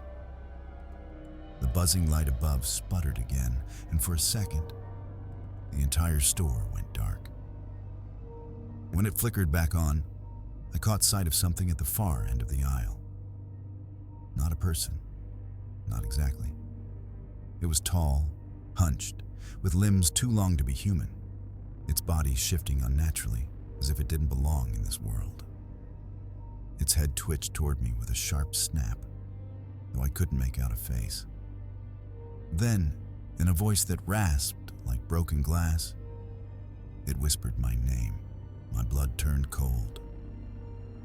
How could it know my name? I stumbled backward, nearly knocking over a rusted shelf. The sound echoed through the empty station, and the creature twitched again, its body jerking like a puppet pulled by invisible strings. The dragging noise grew louder, except this time, it wasn't coming from the creature. It was coming from behind me. I spun around, heart pounding, and saw the refrigerator doors that lined the wall. The glass was so grimy I couldn't see inside, but every door rattled as if something, or many things, were trying to push their way out. I wanted to run, but my body refused. The creature at the end of the aisle lurched forward, its limbs scraping along the shelves, knocking cans to the ground. Behind me, the refrigerators shook violently, the glass threatening to shatter. Trapped between whatever was inside those fridges and the nightmare crawling towards me, I felt my throat close. I whispered under my breath, "This isn't real. This isn't real." But the rancid smell of rot filling my lungs told me otherwise. The first refrigerator door burst open with a deafening crack. Shards of glass flew across the floor, sparkling under the flickering lights. From inside, something spilled out. A figure, but not entirely human. Its skin was pale, translucent, stretched tight across its bones. Its jaw hung loose, teeth jagged, and its eyes glowed with the same sickly white light as the creature in the aisle. It crawled toward me, dragging itself with sharp, twitching movements, leaving streaks of something black and oily across the tiles. Then another fridge door slammed open, and another. One by one, they poured out, crawling, writhing, moaning in distorted voices that seemed to carry the whispers of countless souls. The creature at the end of the aisle screeched, a sound so shrill it cut into my ears like broken glass. The others froze, their glowing eyes snapping toward me in unison. They weren't just random monsters. They were all connected, all waiting, and I realized they were waiting for me. I backed away, my shoes crunching over broken glass. The creatures closed in, their heads twitching unnaturally, jaws clacking as if eager to bite. My breath came in shallow gasps, every nerve screaming at me to run. Then, silence. All at once, the buzzing light above flickered and went completely dark. The gas station fell into pitch black, and for a moment, the only sound was my pounding heartbeat. I fumbled for my phone, its weak glow barely cutting through the darkness. That's when I saw them. Dozens of faces, pressed against the glass windows of the gas station. Some were pale, some shadowy, but all had the same glowing white eyes. The monsters weren't just inside. They were everywhere, and every single one of them whispered my name. I dropped my phone. It clattered across the floor, the light spinning wildly before dying out completely. In the darkness, the whispers grew louder, rising into a chorus of distorted voices. They weren't just saying my name anymore. They were chanting it, dragging out every syllable like some grotesque hymn. Then, one of the fridge creatures lunged. I felt its cold, bony hand brush my ankle. Instinct took over. I kicked hard, sending it skidding back into the broken glass. The others hissed, moving faster, their pale bodies jerking unnaturally, like broken marionettes. I bolted toward the back hallway, nearly slipping on the black sludge smeared across the floor. My shoulders slammed into a door marked "Employees Only." It flew open, and I stumbled inside. But what I saw wasn't a storage room. It was a narrow stairwell, leading down. And from the bottom, I swear I saw more glowing eyes waiting in the dark. My lungs burned as I descended, each step creaking beneath my weight. The air grew colder, heavier, smelling of rust and stagnant water. The whispers followed, no longer coming from behind me. They were below. Halfway down, the dim beam of my cracked phone screen flickered back to life. It lit the walls of the stairwell, covered in handprints, hundreds of them, pressed into the concrete as though desperate people had clawed their way up. My chest tightened. At the bottom, the stairwell opened into a vast underground chamber. Flickering fluorescent lights swung from chains above, casting sickly green shadows. And there they were, the things from the coolers, dozens of them. Not just frozen corpses anymore, but fully moving, snarling, twitching beings. They all turned in unison when they saw me, their mouths opening in silent screams. I froze. Their eyes pinned me like prey, their twisted bodies swaying as though moved by some unseen current. Then I noticed something worse. They weren't random. They were arranged in a circle, surrounding a massive object in the center of the chamber. It was a freezer, old, rusted, chains wound tightly around it. The creatures hissed, bowing toward it as if worshiping. And then the freezer moved. The chains rattled violently. The lid bucked upward, straining against the locks. Something inside was trying to break free. That was when I realized the truth. The gas station wasn't abandoned. It was a holding cell, a prison. The creatures weren't guarding food. They were guarding whatever nightmare lived inside that freezer, and I had just walked into its church. The chains snapped. A wave of cold, unnatural air blasted through the chamber, knocking me to the ground. The lid flung open. I didn't see its full form, only fragments as it rose. A skeletal hand the size of a man's torso, black flesh glistening like tar, a head too wide, too wrong for any human frame. Its eyes burned like furnace coals, and when it screamed, the sound wasn't just in my ears. It was inside my skull, ripping through every thought. The pale creatures dropped to their knees, clawing at their own skin in reverence. I ran. I don't even remember how. I just ran until I burst back into the night, my car still idling where I'd left it. I peeled out of that lot, never once looking back in the rearview mirror. But sometimes, when I stop at a lonely gas station on a road trip, I swear I can hear the hum of those coolers and the faint clink of chains waiting to break again.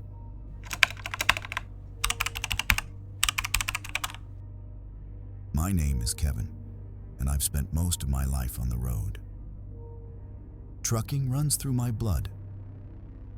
My father was a trucker before me, and I grew up falling asleep to the sound of tires humming on distant highways. But nothing in all those years prepared me for what I found one night deep in Appalachia. It was a long haul from Kentucky into West Virginia, cutting through some of the most desolate back roads I had ever seen. Midnight had long passed, and the fog hung heavy, curling around the trees like smoke from a dying fire.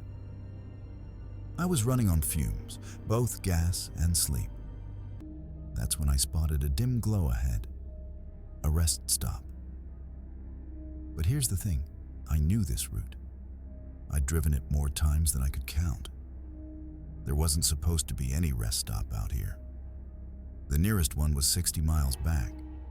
Still, exhaustion outweighed suspicion. I pulled in, the gravel crunching under my tires, and rolled to a stop. The building looked old, like something abandoned decades ago. But the lights inside flickered warmly, as if it was waiting for me. I should have kept driving. The rest stop sat in silence, surrounded by an ocean of trees that swayed gently in the wind. I cut the engine, and the sudden quiet made my skin crawl. Even the usual chirping of crickets seemed absent. The neon sign above the door buzzed weakly, its letters broken and rearranged so badly I couldn't even read the name. Just a jumble of red and blue tubes flickering in the dark. I climbed out, stretching my stiff legs, and that's when I noticed something unsettling. The air smelled strange, not fresh like mountain air, not even like exhaust fumes. It was metallic, like rust, like blood. Still, I trudged toward the door. The glass was cloudy, smeared with fingerprints. Too many, all layered over each other, like countless hands had pressed against it. My reflection was barely visible, warped in the glass. I hesitated. But then the light inside brightened suddenly, like someone was expecting me. Against my better judgment, I pulled the door open. The bell above the frame gave the weakest jingle I'd ever heard. And then, inside, I froze. Because there were people in there. At first glance, they looked like regular travelers. Men, women, even a child. But something about them was off. They weren't shopping. They weren't moving. They weren't talking. They were just standing there, positioned awkwardly between the aisles, as if someone had set mannequins in place. I cleared my throat and muttered a soft, "Evening." No one responded. Not a flinch, not a glance. Yet I felt every single one of them staring at me, though their eyes never shifted. I stepped deeper inside, the floorboards groaning under my boots. My eyes darted around. The shelves were stocked with items I hadn't seen in decades. Soda cans with logos that hadn't been used since the 80s, faded chip bags that looked older than me, candy with wrappers so dusty they crumbled at my touch. The clerk's counter was empty. Behind it, a dusty cash register sat like a museum piece, its buttons covered in grime. Then came the sound. A faint creak, like wood bending under weight, from the far corner. Slowly, one of the travelers tilted its head, so unnaturally far that the neck bent at a sharp angle. The child in the corner smiled. Every instinct screamed at me to leave, but my legs felt cemented to the sticky floor. The child's grin widened, showing rows of too many teeth, small and needle-sharp. My throat went dry as I tried to take a step back. Then, all at once, the people moved. Not naturally, not fluidly, but in sharp, jerky motions, like puppets yanked on invisible strings. One blinked, but the eyelids didn't close vertically. They shut sideways. I stumbled backward, colliding with a rack of ancient magazines that toppled loudly onto the floor. The sound echoed unnaturally, as if the building was hollow and endless inside. The figures froze again, every head snapping toward me in unison. That silence was unbearable. My heart hammered so hard I thought they'd hear it. Then from behind the counter, a figure rose, taller than the others, draped in a clerk's uniform so faded it was nearly gray. His face was pale, lips too wide for his head, stretching into a grotesque imitation of a smile. "Long drive?" he asked. His voice was cracked, like a recording on a broken tape player. Darren's legs shook as the rattling hallway echoed with pounding fists and agonized screams. Each door seemed to bulge outward, as if the people trapped inside were about to burst through. He ran blindly, his boots slamming against the warped linoleum floor. The corridor twisted in impossible directions, stretching and narrowing, the ceiling lowering until he felt like he was being funneled into a coffin. He spotted an exit sign glowing faintly red at the far end. Relief surged through him, but as he approached, the light flickered, and the sign changed to read, "No way out." His chest tightened. Behind him, one of the doors burst open, and a man stumbled out. His trucker's cap still on, his face gray and sunken, eyes lifeless yet full of rage. "Get back in your room," Darren shouted. But the man lunged, screeching like an animal. Darren dodged, slamming the man into the wall, and sprinted toward the fading light. The jukebox voice followed, whispering his name again and again. Darren's lungs burned as he rounded a corner, the hall collapsing inward behind him like it was being devoured by the diner itself. He crashed into another door and shoved it open. This time, the room inside wasn't a cell. It was a gas station parking lot, bathed in moonlight. He staggered outside, gulping the cold air. His truck sat there, headlights dimly glowing as if waiting. Relief surged through him until he noticed the other vehicles. Every truck in the lot had drivers slumped behind the wheel, their faces pale, eyes hollow, hands gripping the steering wheel in a deathly stillness. Darren froze. One of the truckers suddenly turned his head, snapping it at an unnatural angle to face him. The man's jaw dropped open, and a low growl poured out. Then, like puppets cut from their strings, all the other drivers jerked awake, doors creaking open in unison. They climbed out slowly, moving stiffly, their boots scraping the pavement, their dead eyes locked on Darren. Darren bolted for his truck, fumbling with his keys. His fingers shook so badly, he dropped them once, twice, before finally jamming the key into the lock. He pulled the door open just as the nearest trucker grabbed at his arm, nails digging into his skin. Darren screamed, kicking him away, and scrambled inside. The engine coughed, sputtered, then roared to life. He floored it, tires screeching, headlights cutting through the darkness. But the road ahead wasn't the same highway he remembered. It wound through a barren wasteland, the stars above warped and swirling like a black vortex. Behind him, the truckers were running, impossibly fast, their bodies jerking and twitching as they sprinted alongside the road. Some slammed against his rig, hands clawing at the metal. The CB radio on the dashboard crackled alive. "Darren Cole." The voice whispered again, this time from the radio itself. He yanked the cord, ripped it free, but the whisper persisted, now coming from inside the cab, as though the truck itself was speaking his name. Darren's knuckles turned white on the steering wheel as he pressed harder on the accelerator. But no matter how fast he went, the highway stretched endlessly, looping and curving in unnatural ways. The gas gauge plummeted, even though he'd filled the tank that afternoon. Suddenly, headlights appeared in his mirrors. Dozens of trucks barreled toward him, their engines roaring in unison. Each cab glowed with an eerie light, like furnaces burning from within. Darren's heart sank as he realized they weren't chasing him, they were hurting him.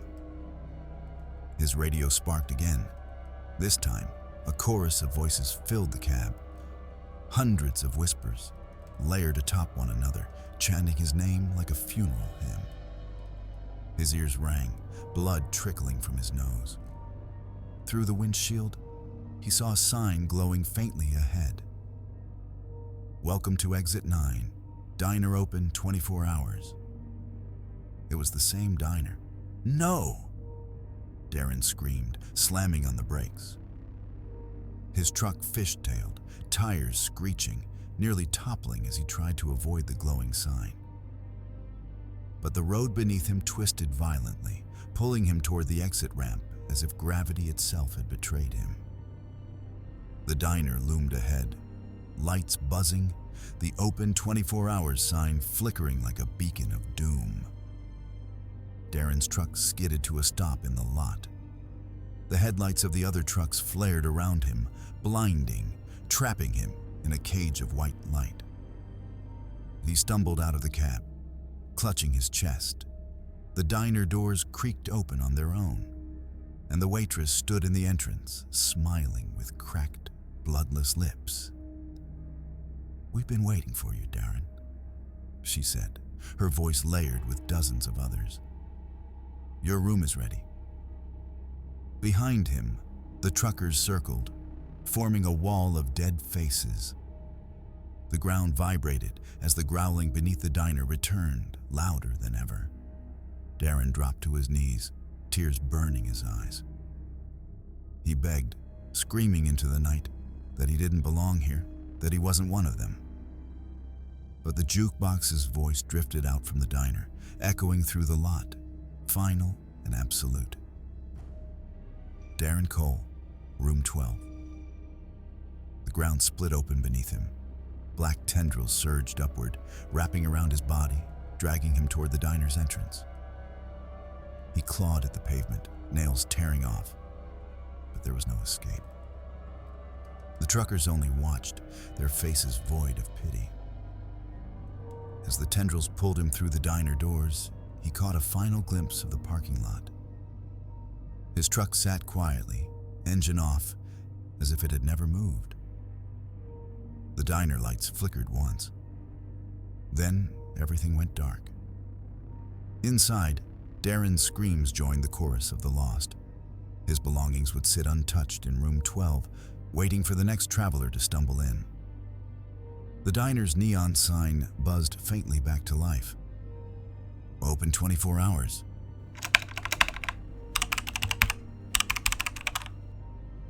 My name is Rachel, and I've always loved the open road. The feeling of endless asphalt stretching beneath the tires, the hum of my engine, and the freedom to leave everything behind. But one summer night, driving through a remote stretch of the Appalachian Mountains, I learned that some roads don't want to be traveled. It was around midnight. My GPS led me through a twisting highway I had never seen on any map. The trees pressed close on either side, their limbs like skeletal fingers scraping the fog that rolled across the pavement. I felt a shiver, the kind that prickles your skin and tells you danger is near. But I ignored it. The radio crackled, a static-filled voice whispering my name. At first, I laughed nervously, assuming it was interference. But then a sign appeared. "Next gas 50 miles, do not stop." My tank was half empty, and my heart sank. I had no choice but to keep going. As I drove, the fog thickened, swallowing the headlights' glow. And then I saw it. A shadowy figure standing in the middle of the road, not waving, not moving, just staring. My brakes screamed as I swerved, and when I looked back, it was gone. But I wasn't alone. The road ahead seemed to stretch endlessly, yet no mile markers passed, no familiar landmarks appeared. Every tree looked identical, every bend like a mirror of the one before. I tried calling someone, anyone, but my phone displayed only "no service." Then the radio crackled again, this time with faint words. "Turn back, or you'll disappear." My hands gripped the wheel, knuckles white. I told myself it was interference, static forming shapes my mind wanted to see. The fog thickened so much that my headlights barely reached 5 feet ahead. I slowed, heart hammering. That's when I noticed it. Headlights behind me. One car, no sound, no engine hum, just a pale glow that mirrored my every move, keeping pace perfectly no matter how fast I accelerated.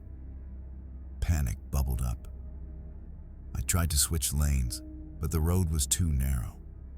The figure behind me, or in the other car, seemed to anticipate every move.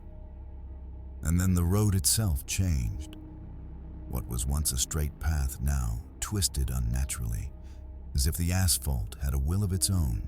I slammed the brakes at a sharp bend, and the car behind me skidded slightly, but didn't stop.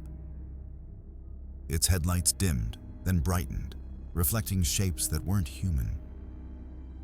I blinked, and when I looked again, the vehicle seemed older, rusted, impossibly intact, yet wrong, like it belonged to another era.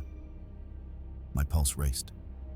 I considered pulling over, but the shoulder disappeared under the fog, leaving only more asphalt curling endlessly. The radio burst to life again, louder this time. "You can't escape." I felt something cold brush my neck, a wind that shouldn't exist at 60 miles per hour. I tried shaking it off, telling myself it was fear, the imagination of someone alone in the mountains at night. Then I saw the first figure, not in the car this time, but standing at the side of the road. A man, or something resembling one, motionless, staring with eyes that reflected my headlights like twin moons. He didn't move as I passed, yet when I glanced in the rearview mirror, he was inside my car. My hands shook uncontrollably. I swerved into the next bend, and the figure vanished. My heart thumped as if trying to escape my chest. The fog lifted slightly, and I saw the highway stretch ahead, straight and empty. But every mile marker I passed looped back to the same one I had seen minutes ago. It was impossible. I knew these roads. I had driven them countless times in the daytime. Yet here, at night, reality bent.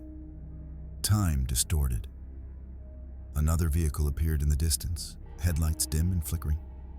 I hesitated, but it didn't move toward me. It hovered on the edge of the fog. A figure emerged, a woman, her face pale, mouth slightly open, eyes hollow. I blinked, and she was gone. Only the whisper of my name lingered in the wind. I realized then, this highway wasn't just haunted. It was alive, watching, feeding on fear. I tried to escape by taking an exit I recognized, but the ramp led me back to the same stretch of road. Panic set in. My breaths came in sharp gasps, hands gripping the wheel until my nails dug into the leather. The radio crackled violently, nearly deafening me. This time, the voice was clear. "You can never leave." "You're ours now," I glimpsed shadows darting along the trees, humanoid forms bending at impossible angles, some crawling along the asphalt as if the road itself was giving birth to monsters. Then I saw them. Dozens of figures, pale and thin, their eyes hollow. They didn't run. They didn't walk. They floated. And every one of them stared directly at me, unblinking, their mouths twisted in silent screams. I floored the accelerator, tires screeching against the asphalt, praying this nightmare would end. Hours, or maybe minutes, passed. Time had no meaning. Every landmark repeated, every turn led back to the same bend. My fuel was running low, but the stations were gone, swallowed by fog. One figure stepped onto the road ahead, tall, thin, impossibly elongated. Its hand lifted slowly, beckoning me. I hesitated. Something in me told me if I stopped, I wouldn't move again. I swerved violently, skidding past it, heart racing. The shadow flickered and reappeared behind me, inside the car. My scream echoed as it leaned closer, whispering, "You belong here." The radio died. The engine groaned. I had no idea if I was still moving, or if the road itself had swallowed my car entirely. Then, unexpectedly, the fog lifted slightly. Moonlight broke through the clouds, and I glimpsed a stretch of road that looked normal. Relief surged through me. I pressed the accelerator. But normality was a lie. Trees along the roadside twisted grotesquely, their branches clawing at the sky. Shadows writhed, detached from their sources, reaching toward my car. The figures were multiplying, pouring out from every ditch, every patch of fog. I realized I couldn't escape. No matter how fast I drove, the highway twisted and reshaped itself. It didn't want me gone. It wanted me trapped, wandering forever as part of its haunted memory. Desperation made me reckless. I turned off my headlights, hoping to hide. But the darkness seemed to respond, intensifying the fog. The whispers grew louder, now all around me, echoing off invisible walls. A voice broke through. Turn the wheel, left, forever. Against every instinct, I obeyed. The car veered sharply, tires screeching. The fog thickened into a wall of white, then parted to reveal nothing. Just road. Endless, empty road. For a brief moment, I thought I had escaped. Then headlights appeared behind me. Not from a car, from dozens of glowing eyes, moving independently, keeping pace with me as if mocking my survival. I could no longer think. Screaming, crying, praying, I did everything at once. The road twisted, narrowed, expanded, all at the same time. I saw figures in every mirror, in every reflective surface, watching me. I passed what looked like an exit ramp. A sign read, "Welcome home." My stomach sank. It wasn't home. It was a trap. I floored the accelerator, but the car seemed to move through molasses instead of asphalt. The figures reached out from the fog, touching the car, cold fingers brushing against the metal, freezing the engine. I realized I would never leave this highway. That night, the Appalachian fog claimed another traveler. I don't know how long I drove, or if I'm still driving. The world outside the fog may not even exist. All I know is that the highway remembers me, and sometimes, late at night, I hear whispers calling my name, warning other travelers. If you ever see a road with fog that shouldn't be there, lights that flicker unnaturally, and shadows that move on their own, don't drive. Turn back. Run. Or you might find yourself like me, trapped forever on the vanishing highway. And there you have it. Dark Fears Family. 10 most disturbing true road trip horror stories that will haunt your mind long after the lights are off. From the shadowy figures lurking in abandoned gas stations to the vanishing highways of the Appalachian Mountains, these stories prove that the open road isn't always a place of freedom. It can be a doorway to nightmares. Each tale reminds us that fear often comes unannounced, and the things we think we leave behind can follow us. Silently, patiently, waiting for the perfect moment. If tonight's journey left your heart racing and your imagination running wild, remember, the roads you travel may hold secrets far darker than you ever imagined. Thanks for watching. This was Dark Fears. Don't forget to subscribe to Dark Fears, like if these stories sent chills down your spine. Comment your own terrifying experiences. Share with friends who dare to watch. Stay vigilant. Stay curious, and never stop fearing.